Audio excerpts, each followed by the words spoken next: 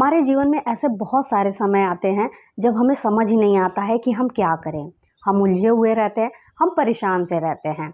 हमारी कुछ चीज़ें ऐसी हुई रहती हैं, हमारा कोई वश ही नहीं होता, हम उसमें कुछ कर ही नहीं सकते, कुछ समझ ही नहीं आता है। और ऐसी बहुत सारी चीज़ों में होते हैं जिसमें हम कुछ कर सकते थे लेकिन हम नहीं किए, उसकी वजह से हम परेशान हो जाते हैं। मतलब कहने का ये है कि अगर आप अपने जीवन में किसी भी परिस्थिति पे आप पाते हैं कि हम समझ नहीं आ रहा है कि हम क्या करें, कुछ समझ नहीं आ रहा है, कोई डिसीजन नहीं ले पा रहे हैं, कोई बात नहीं। हम मानते हैं कुछ कुछ डिसीजन तुरंत लेना चाहिए, लेकिन कुछ कुछ डिसीजन हम तुरंत नहीं ले पाते हैं, उसके लिए हमें समय लेना चाहिए। लेकिन बस आप इतना ही ध्यान दीजिएगा, समय लीजिए, समय लेने में कोई गलती नहीं है, बस बहुत ज़्यादा लंबा समय मत लीजिएगा। बस इस चीज़ का ध्यान देंगे, जीवन काफ़ी आसान हो जाएगा। अब आइए देखते हैं कि जब हमें जीवन में कुछ भी नहीं समझ में आ रहा है तो हम क्या करें। हम कोई रिश्ता निभा रहे होते हैं, उसमें हमें कुछ समझ नहीं आ रहा है। हम कैरियर में आगे बढ़ना चाहते हैं, उसमें हमें कुछ समझ नहीं आ रहा है। कोई सिचुएशन से हम लगातार हर्ट हो रहे हैं, उस सिचुएशन में हम क्या करें, हमें वो नहीं समझ में आता है।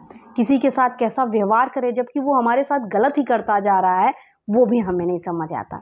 ये सारी सिचुएशन हमारे साथ रहती है और हमें उस समय ये बिल्कुल भी नहीं समझ में आता कि हम वास्तव में करें क्या। हम परेशान से हो जाते हैं।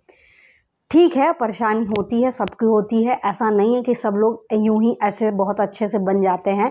धीरे धीरे जब सब कोई स्ट्रगल करता रहता है, परिस्थितियों को देखता रहता है, तब उसके अंदर वो चीज़ की विकसित होने लगती है। हाँ, आपको क्या करना है, यहाँ आपको सबसे पहले यही ध्यान देना है कि आपके हाथ में है क्या और आपके हाथ में क्या नहीं है।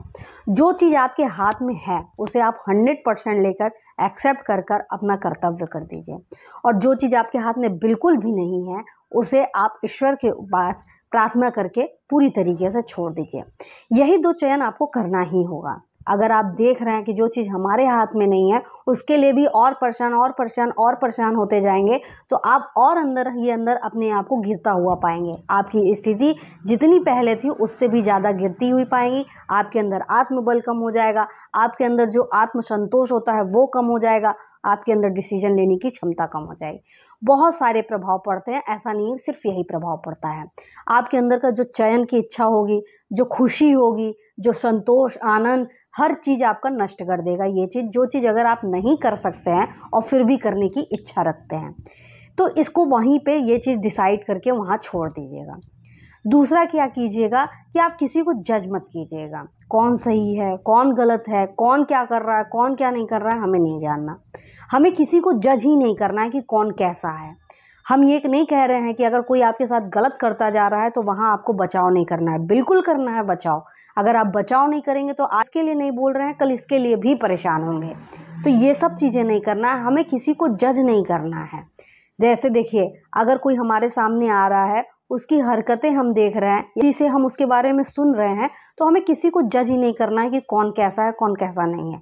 हमारे सामने जो भी परिस्थिति आएगी, हमारे पिछले अनुभव को हम जोड़कर उस समय उस परिस्थिति का हम एक्शन रिएक्शन कर देंगे। किसी को जज करने का या अपने आप को बचाव करने की स्थिति आएगी तो अपने पुराने अनुभव को जरूर जोड़िएगा, वो आपको डिसीजन लेने में काफ़ी मदद करता है। जीवन में कुछ भी ना समझ में आ रहा हो ना, तो किसी से शिकायत भी मत कीजिएगा। आप इस चीज़ को स्वीकार कीजिएगा, कुछ चीज़ें हमारे हाथ में थी जो मैंने नहीं किया, और कुछ चीज़ें मेरे हाथ में नहीं थी उसे हम बहुत ज़्यादा प्रेशर देके सही करने की कोशिश कर रहे थे।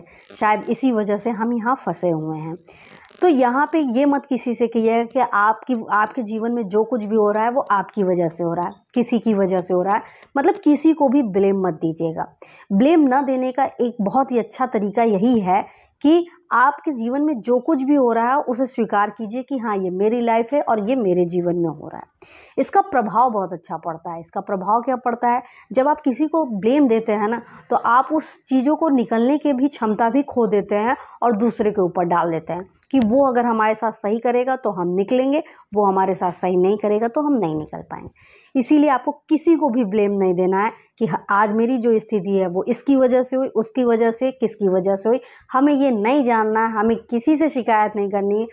हमें बस इतना जानना है कि आज वर्तमान समय में जो परिस्थिति है उससे मुझे अपने आप को बाहर निकाल के खुद को आगे बढ़ाना है। अगर यही मानसिकता आप लेकर चलेंगे तो आप विश्वास मानिए बहुत जल्दी आप कुछ न कुछ डिसीजन जरूर कर पाएंगे। जब आपको कुछ भी समझ में नहीं आ रहा होगा तो आपके साथ ये भी हो रहा होगा कि आपको छोटी छोटी बातें बहुत ज़्यादा इरिटेट कर रही होंगी। अगर कोई आपके साथ अपमान भी नहीं कर रहा होगा तो आपको यही लग रहा होगा कि ये हमारा अपमान कर रहा है, हमारा सम्मान नहीं कर रहा है। ऐसी बहुत सारी सिचुएशन हमारे सामने आ जाती हैं। और कभी जब हम अंदर से किसी चीज़ की कमी महसूस करते हैं ना, तो हमें सामने जो कुछ भी मिल रहा होता है तो वो हमें कम ही लगता है। ये हमारे साथ होता है। इसका मतलब ये नहीं है कि हम हर चीज़ पाने की होड़ में बैठे हैं, नहीं। हमें बस ये देखना है कि हमारे साथ, हमारे अंदर, हमारे मन में हो क्या रहा है, उसे बस नोटिस करते जाइए। जब जीवन में कुछ भी समझ में ना आए ना, तो आपको यही करना चाहिए कि आपके मन में क्या हो रहा है, आपको फील क्या हो रहा है, आप समझना क्या चाहते हैं, आप करना क्या चाहते हैं, इस चीज़ को एक चीज़ लिख दीजिए। देखिए, जब दो चीज़ें होती हैं कि या एक चीज़ हम करना चाहते हैं जो हो नहीं सकता, और एक चीज़ जो वर्तमान स्थिति की मांग होती है कि आपको यही कर देना चाहिए। जब इन्हीं दोनों चीज़ में हम इतना ज़्यादा उलझ जाते हैं तो हमें समझ ही नहीं आता है कि हम क्या करें। वहाँ पे आपको एक चीज़ का डिसीजन ये लेना पड़ेगा कि जो आप करना नहीं चाहते हैं वो करना पड़ रहा है क्योंकि परिस्थिति की मांग है, तो आपको शायद कर लेना चाहिए। लेकिन जो आप अगर करना चाहते हैं वो आप अभी कर ही नहीं सकते, उसे आप छोड़ देना चाहिए। इसका मतलब नहीं है कि पूरा जीवन छोड़ दें, नहीं। हो सकता है कि वो आपकी हॉबी हो, इसलिए आप उसे करना चाहते हैं। हो सकता है कि सच्चा सुख आपको लग रहा हो कि उसी चीज़ में है, इसलिए आप वो करना चाहते हैं। लेकिन कुछ समय के लिए अगर आप उस चीज़ को छोड़ेंगे तभी तो निकलते हुए रास्ता पकड़ पाएंगे। अगर आप उसी को पकड़ के लेकर बैठे रहेंगे तो हमेशा उसी को लेकर पकड़ के बैठे रहेंगे, फिर ना ही आप वो कर पाएंगे, ना ही आप ये कर पाएंगे। इसीलिए कभी कभी होता है ना, किसी चीज़ के लिए कभी कभी जीवन का गियर बदलना पड़ता है। वर्तमान समय में यही चीज़ करना ज़रूरी है, इसी चीज़ की मांग है, तो अभी हम ये करते हैं, फिर रास्ता बदलते बदलते हम अपने मन का करेंगे। यही चीज़ जब आप अपनाते जाएंगे तो निश्चित तौर पे आप जीवन में आगे बढ़ते जाएंगे। जब आपको कुछ भी समझ में नहीं आता तो आपका जीवन थम सा जाता है और रुका हुआ पानी भी सड़ने लगता है। अगर आप वहीं रुके रहेंगे तो धीरे धीरे बहुत पीछे होते जाएंगे और फिर अपने आप को फ्रस्ट्रेट, इरिटेट, बहुत ज़्यादा स्थिति में पाएंगे, जो कि आपको अंदर से पूरी तरीके से खोखला कर देगा। इसीलिए बुद्धिमानी इसी में है। जो भी परिस्थिति है, जैसी भी परिस्थिति वर्तमान समय में, उसको एक्सेप्ट कीजिए, उसमें एक्शन लीजिए और फिर जो आप चाहते हैं उसको लगातार करने की कोशिश कीजिए। वहाँ पे आप करते जाइए। ऐसा नहीं है कि ये सब तुरंत होगा।